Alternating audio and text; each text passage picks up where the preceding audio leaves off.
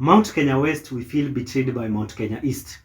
And the reason is because we all know that the reason is why former Deputy President Gachagua has been kicked out. It is because of just two reasons. The first one, it is because of fighting for the equitable share of the mountain. He was just asking, hey, look, what belongs to the mountain should come to the mountain. That is number one. The second reason is because he successfully made to kick out of President William Ruto in the Mount Kenya region.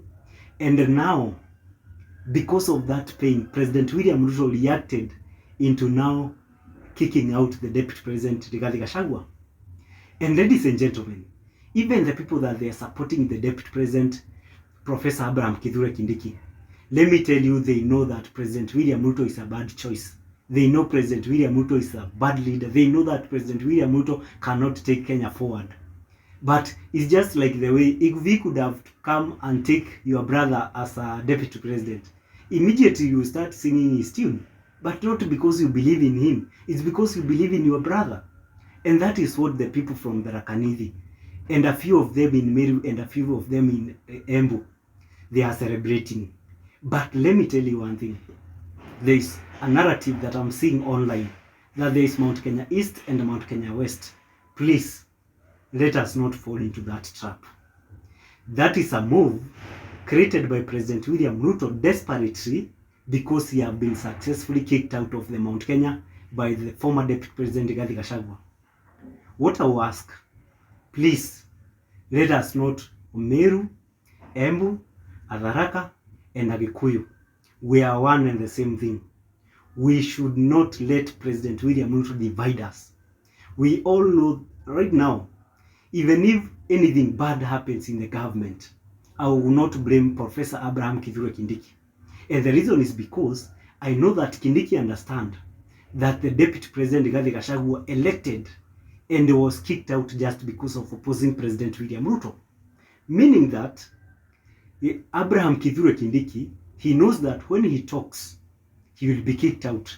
So, for the purpose of securing his seat, he might not talk and he might act as if President William Ruto is doing a good thing. And now, we know that we are not expecting any change.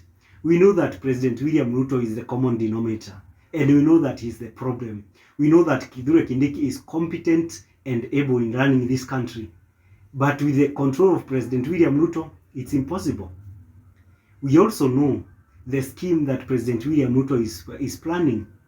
He will not take Abraham Kithure Kindiki as his deputy coming 2027.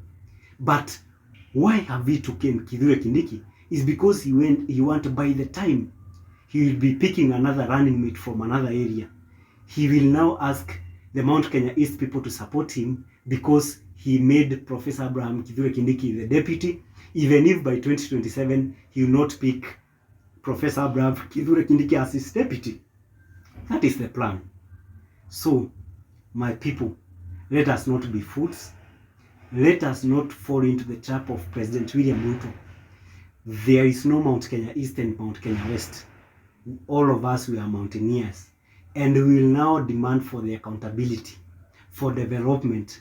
We will not just be fighting Kindiki, but because we know Kithure Kindiki cannot fight for us, we know that we must fight for ourselves. We must understand that Kithure Kindiki right now, the condition that he is a clueless and a toothless dog.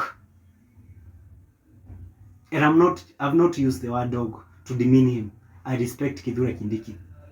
But I use those words because I know Kithure Kindiki has no voice in this government. So, we must bring this government into accountable because we know Kithure Kindiki is tied. Ladies and gentlemen, that is my thinking. Maybe you could let me know what you think in the comment section. Have a nice time.